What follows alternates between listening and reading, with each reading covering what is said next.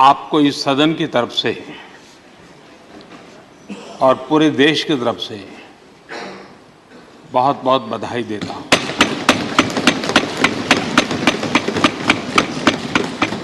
आपने एक सामान्य परिवार से आकर के संघर्षों के बीच जीवन यात्रा को आगे बढ़ाते हुए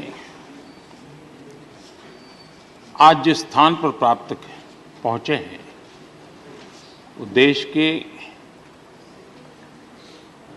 कई लोगों के लिए अपने आप में एक प्रेरणा का कारण है। इस उच्च सदन में इस गरिमामय आसन को आप सुशोभित कर रहे हैं और मैं कहूंगा कि किठाना के लाल उनकी जो उपलब्धियां लोग देश देख रहा है तो देश की खुशी का ठिकाना नहीं है।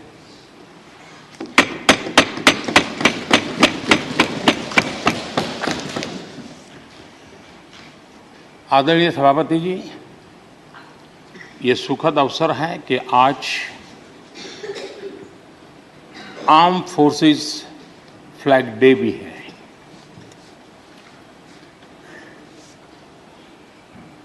आदरणीय सभापति जी, आप तो झुंझुनू से आते हैं। झुंझुनू वीरों की भूमि है। शायद ही कोई परिवार ऐसा होगा कि जिसने देश की सेवा में अग्रिम भूमिका न निभाई हो। और ये भी सोने में सुहागा है कि आप स्वयं भी सैनिक स्कूल के विद्यार्थी रहे हैं। तो किसान के पुत्र और सैनिक स्कूल के विद्यार्थी के रूप में मैं देखता हूं कि आप में किसान और जवान दोनों समाहित हैं।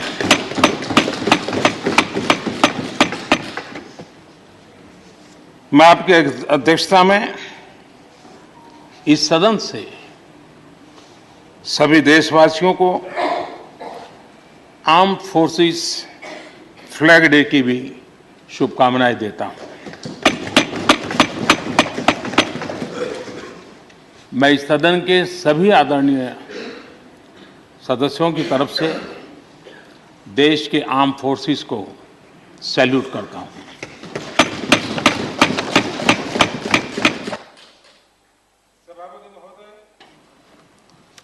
आज संसद का ये उच्च सदन एक ऐसे समय में आपका स्वागत कर रहा है जब देश दो महत्वपूर्ण अवसरों का साक्षी बना है। अभी कुछ ही दिन पहले दुनिया ने भारत को G20 समूह की मेजबानी का दायित्व सौंपा है। साथ ही ये समय अमृत काल के आरंभ का समय है। ये अमृत काल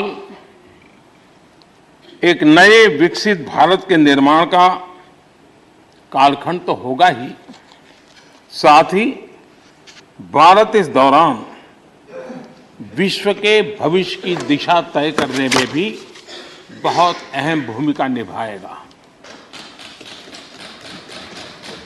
आदरणीय सभापति जी, भारत की इस यात्रा में हमारा लोकतंत्र, हमारी संसद, हमारी संसदीय व्यवस्था, उसकी भी एक बहुत महत्वपूर्ण भूमिका रहेगी। मुझे खुशी है कि इस महत्वपूर्ण कालखंड में उच्च सदन को आपके जैसा सक्षम और प्रभावी नेतृत्व मिला है। आपके मार्गदर्शन में हमारे सभी सदस्यगण अपने कर्तव्यों का प्रभावी पालन करेंगे।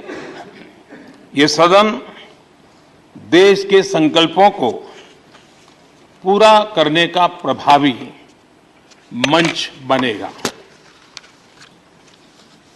आदरणीय सभापति महोदय, आज आप संसद के उच्च सदन के मुखिया के रूप में अपनी नई जिम्मेदारी का औपचारिक आरंभ कर रहे हैं।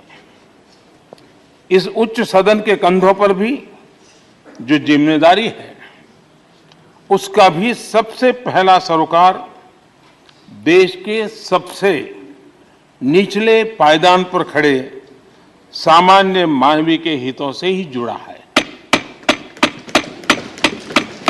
इस कालखंड में देश अपने इस दायित्व को समझ रहा है और उसका पूरा जिम्मेदारी से पालन कर रहा है।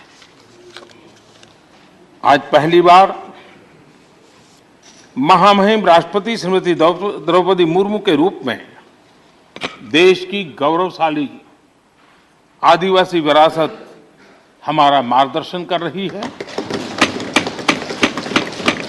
इसके पहले भी श्री रामनाथ कोविंद जी ऐसे ही वंचित समाज से निकलकर देश के सर्वोच्च पद पर पहुंचे थे और अब एक किसान के बेटे के रूप में आप भी करोड़ों देशवासियों की, गांव, गरीब और किसान की ऊर्जा का प्रतिनिधित्व कर रहे हैं।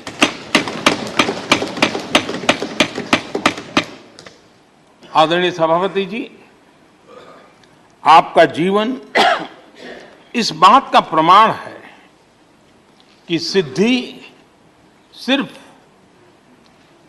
साधनों से नहीं, साधना से मिलती है। आपने वो समय भी देखा है जब आप कई किलोमीटर पैदल चलकर स्कूल जाते थे। गांव, गरीब, किसान के लिए आपने जो किया वो सामाजिक जीवन में रहे हर व्यक्ति के लिए एक उदाहरण है। आदरणीय सभापति जी, आपके पास सीनियर एडवोकेट के रूप में 3 दशक से ज्यादा का अनुभव है। मैं विश्वास से कह सकता हूं कि इस सदन में आप कोर्ट की कमी महसूस नहीं करेंगे।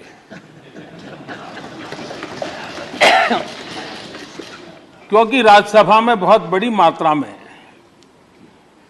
वो लोग ज्यादा हैं जो आपको सुप्रीम कोर्ट में मिला करते थे और इसलिए वो मूड और मिजाज भी आपको यहां पर जरूर अदालत की याद दिलाता रहेगा।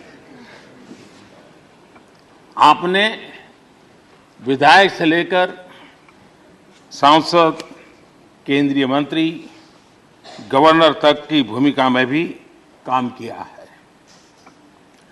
इन सभी भूमिकाओं में जो एक बात कॉमन रही वो है देश के विकास और लोकतांत्रिक मूल्यों के लिए आपकी निष्ठा।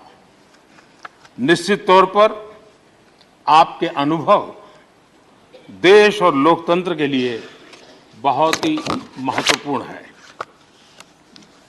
आदरणीय सभापति जी, आप राजनीति में रहकर भी दलगत सीमाओं से ऊपर उठकर सबको साथ जोड़कर काम करते रहे हैं। उपराष्ट्रपति के चुनाव में भी आपके लिए सबका वो अपनापन हमने स्पष्ट रूप से देखा। मतदान के 75% वोट प्राप्त करके जीत हासिल करना अपने आप में अहम रहा है। आदरणीय सभापति जी, हमारे यहां कहा जाता है नयति इति नायकः, अर्थात जो हमें आगे ले जाए वही नायक है। आगे लेकर जाना ही नेतृत्व की वास्तविक परिभाषा है। राज्यसभा के संदर्भ में ये बात और महत्वपूर्ण हो जाती है क्योंकि इस सदन पर लोकतांत्रिक निर्णयों को और भी रिफाइंड तरीके से आगे बढ़ाने की जिम्मेदारी है। इसलिए जब आपके जैसा जमीन से जुड़ा नेतृत्व इस सदन को मिलता है तो मैं मानता हूं कि ये सदन के हर सदस्य के लिए सौभाग्य है।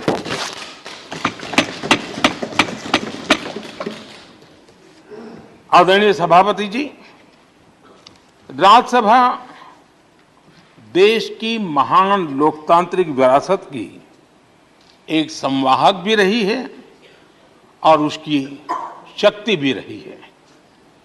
हमारे कई प्रधानमंत्री ऐसे हुए जिन्होंने कभी न कभी राज्यसभा सदस्य के रूप में कार्य किया। अनेक उत्कृष्ट नेताओं की संसदीय यात्रा राज्यसभा से शुरू हुई थी। इसलिए इस सदन की गरिमा को बनाए रखने और आगे बढ़ाने के लिए एक मजबूत जिम्मेदारी हम सभी के ऊपर है। आदरणीय सभापति जी, मुझे विश्वास है कि आपके मार्गदर्शन में ये सदन अपनी इस विरासत को, अपनी इस गरिमा को आगे बढ़ाएगा, नई ऊंचाइयां देगा। सदन की गंभीर चर्चाएं, लोकतांत्रिक विमर्श लोकतंत्र की जननी के रूप में हमारे गौरव को और अधिक ताकत देंगे। आदरणीय सभापति महोदय जी, पिछले सत्र तक हमारे पूर्व उपराष्ट्रपति जी और पूर्व सभापति जी इस सदन का मार्गदर्शन करते थे और उनकी शब्द रचनाएं, उनकी तुकबंदी सदन को हमेशा प्रसन्न रखती थी। ठहाके लेने के लिए बड़ा अवसर मिलता था। मुझे विश्वास है कि आपका जो हाजिर जवाबी स्वभाव है वो उस कमी को कभी खलने नहीं देगा और आप सदन को वो लाभ भी देते रहेंगे। इसी के साथ मैं पूरे सदन की तरफ से, देश की तरफ से, मेरी तरफ से आपको बहुत बहुत शुभकामनाएं देता हूं। धन्यवाद।